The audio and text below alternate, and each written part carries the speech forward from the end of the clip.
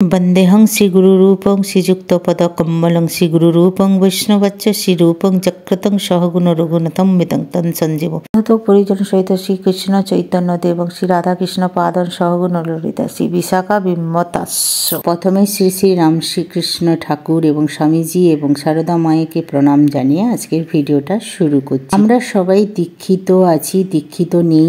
দীক্ষিত নেওয়ার পরে কি আমরা সাধ্য বাড়িতে খেতে পারবো? সেটা স্বয়ং শ্রীকৃষ্ণ বা ঠাকুর শ্রীরামকৃষ্ণ বলে গেছেন যে আমরা দীক্ষা নেওয়ার পরে কেন সাধ্য বাড়িতে খেতে পারবো না। চলো তাহলে আজকে শ্রী ঠাকুরের কিছু কথা আমরা শুনে নিই বা জেনে নেওয়া খুবই উপকৃত। শ্রী ঠাকুর বলেছেন যে দীক্ষা নেওয়ার পরে আমাদের শরীর কিন্তু মন অনেকটা পবিত্র হয়ে যায়। ঠাকুর আরও বলেছেন শ্রাদ্ধ বাড়িতে দীক্ষা নেওয়ার পরে কখনো খাওয়া উচিত নয়। তখন সবাই বলল যে কেন ঠাকুর, তাহলে আমাদের বিস্তারিত বলুন। তখন ঠাকুর একটা গল্প বলছে, যখন সাধু সন্ন্যাসীরা দীক্ষা নেয় এবং ব্রহ্মচারী হয়ে যায় তখন তারা ঘর বাড়ি সব ত্যাগ করে। সাধুরা বেশিরভাগ জঙ্গলে মন্দিরে এসব জায়গায় বসবাস করে ওরা। একদিন এক সাধু চলতে চলতে উনি একটা মন্দিরের সামনে, গ্রামের বাড়ির সামনে চলে এসে, গ্রামের দিকে তো সব জায়গায় মন্দির থাকে, সেখানে একটা মন্দিরের সামনে এসে বসেছে। তখন সূর্যাস্ত হতে যায়। তখন পুরোহিত বাবু বললেন যে ঠাকুর তুমি তো আজকের এইখানে বিশ্রাম নিতে পারো মন্দিরের ভিতরে এসে। তখন বলছে না না না দাম ভিতরে আসো, কেউ নেই, তুমি কম্বল বিছিয়ে সব কিছু নিয়ে এখানে তুমি থাকতে পারো। বাবা তুমি কিছু খাবে? তখন বলল যে ঠিক আছে, তুমি আমাকে একটু চাল ডাল ওইটুকু দাও, আমি নিজেই ফুটিয়ে খেয়ে নেব।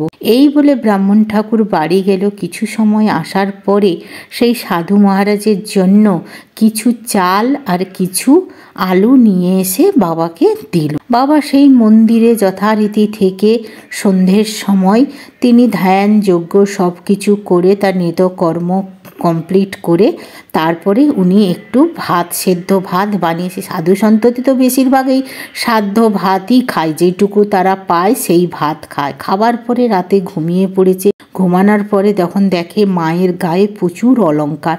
মাকে দেখার পরে বলছে যে মায়ের গায়ে এত অলংকার মার কি কাজে লাগে, কিন্তু আমার কাছে যদি এই অর্থটা থাকে আমার অনেক কাজে লাগবে। তখন না চিন্তা করে মায়ের গা থেকে সমস্ত গয়নাগাটি খুলে নিয়ে সূর্য ওঠার আগে সাধু কিন্তু ওখান থেকে রওনা দিল। ছুটে একদম অনেকটা দূর চলে গেল। তখনও সাধু সন্ন্যাসীর কোনো হুঁশ নেই। পরে যখন সকালে পুরোহিত আসে, এসে নিত্যকর্ম সারার পরে যখন মায়ের দিকে তাকায় মায়ের গায়ে কোনো জুয়েলারি নেই। তখন অতণ্ড চিৎকার করতে গ্রামবাসীর সব জড়ো হয়ে গেছে। এই রাতে সাধু বাবার কথা গ্রামবাসীকে সব পুরোহিত সব কথা বলার পরে গ্রামবাসী একদম ক্ষুব্ধ, তাকে ঢুঁড়া খুঁজার শুরু করলো। সাধু তখন কি করেছে, তার প্রাতকর্ম সারার জন্য একটা গঙ্গার পাশে বসে প্রাতকর্ম সারার পরে তার হুঁশ এলো। সেই ব্যাগের দিকে তাকিয়ে যখন দেখে যে আমি কি কাজ করলাম, আমি এত বছর কিছুই করলাম না, আমি এত বড় পাপ করলাম, আমি কেন করলাম এই চিন্তা করে করে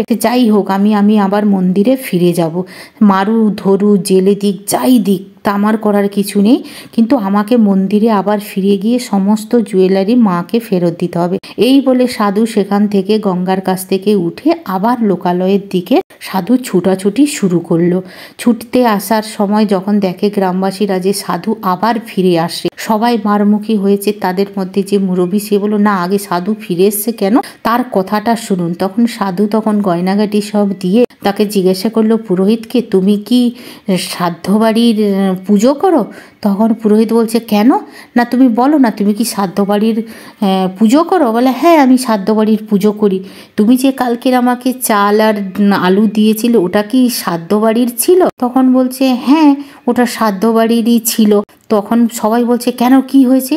না আচ্ছা কবে মারা গেছে? না এই 2-1 দিন হয়েছে মারা গেছে।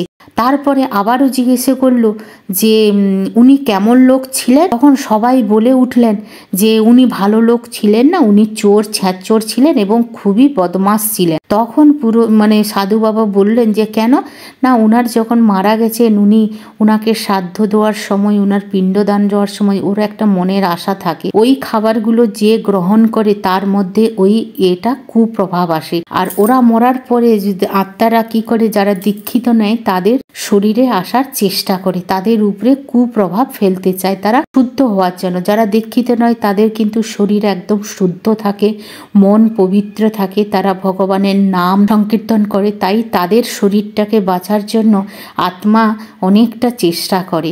কালকে যেই চাল ডালগুলো তোমরা আমাকে দিয়েছিলে সেইটা খাওয়ার জন্য তার কুপ্রভাবটা আমার শরীরে পড়েছে।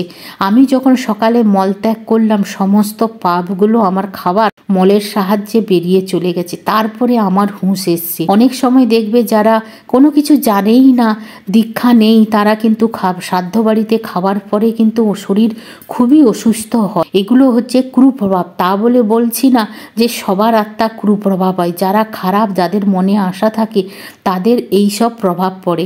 তোমরা শ্রাদ্ধ বাড়িতে খেতে পারো ফল নিয়ে এসে, ওই ফল না, আলাদাভাবে বাজার থেকে যদি ফল নিয়ে এসে তোমাদের দেয় সেই ফল তোমরা খেতে পারো। এদের প্রয়োজনীয় খাবার বা ফল না খেলে হবে। তখন ঠাকুর বলছে যে যেই সব খাবার রান্না করে সেই সব খাবার না খেলেও কোনো অসুবিধা নেই। আলাদাভাবে যদি তোমার সব কিছু রান্না করে তোমাকে খেতে দেয় তাহলে তুমি শ্রাদ্ধ বাড়িতে খেতে পারবে। তোমরা অনেকেই খেয়াল করেছো যে সাধু সন্তরা কিন্তু শ্রাদ্ধ বাড়ির খাবার কেউ খায় না। যেই শ্রাদ্ধ রাত্রে দেওয়া হয় সেই শ্রাদ্ধটা সেফ যার আত্মা তাকেই দেওয়া হয় এবং তার ঘরের লোকরা খায়, অনেকে গ্রামবাসীও খেতে চায় না। এই হচ্ছে ঠাকুরের বাণী। তোমরা জানতে পারলে যে কেন শ্রাদ্ধ বাড়িতে দীক্ষা নেওয়ার পরে খাওয়া উচিত নয়, এতে শরীর খারাপ করে। এবং চেষ্টা করবে তোমরা সবাই শ্রাদ্ধ দিন না খাওয়াটা, পরের দিন যেমন তারা গ্রামবাসীকে খাবার সেদিন খেতে পারো, কোনো অসুবিধা নেই।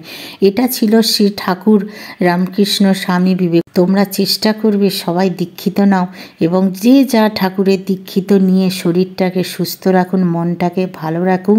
তোমরা আরোকে জানবে যারা বৈষ্ণবদের খাওয়ায় তারা কিন্তু শ্রাদ্ধ বাড়ির কোনো জিনিসই খায় না, আলাদাভাবে তাদের খাওয়ায়। বা যারা দীক্ষিত তাদের গুরুদেবকে জিজ্ঞাসা করবে, তারাও তোমাদের বলে দেবে। আমি যতটুকু জানলাম তোমাদের শেয়ার করলাম। কেমন লাগলো আজকের আমার এই কেন শ্রাদ্ধ বাড়িতে খেতে পারবে না সবটা আমি যতটা জানি বিস্তারে তোমাদের জানালাম। কেমন লাগলো কমেন্ট করে অবশ্যই জানাবে। তোমরাও চেষ্টা করবে না খাওয়াটা, পরের দিন খাও, কোনো অসুবিধা নেই। তাহলে আজকের মতন বিদায় নিচ্ছি। বিদায় নেওয়ার আগে শ্রী ঠাকুর ও মা সারদা দেবী, স্বামী বিবেকানন্দ, আমার গুরুদেবকে প্রণাম জানিয়ে আজকের ভিডিওটা এইখানে শেষ করলাম। সবাই ভালো থাকো, সুস্থ থাকো এবং সবাইকে ভালো রাখো।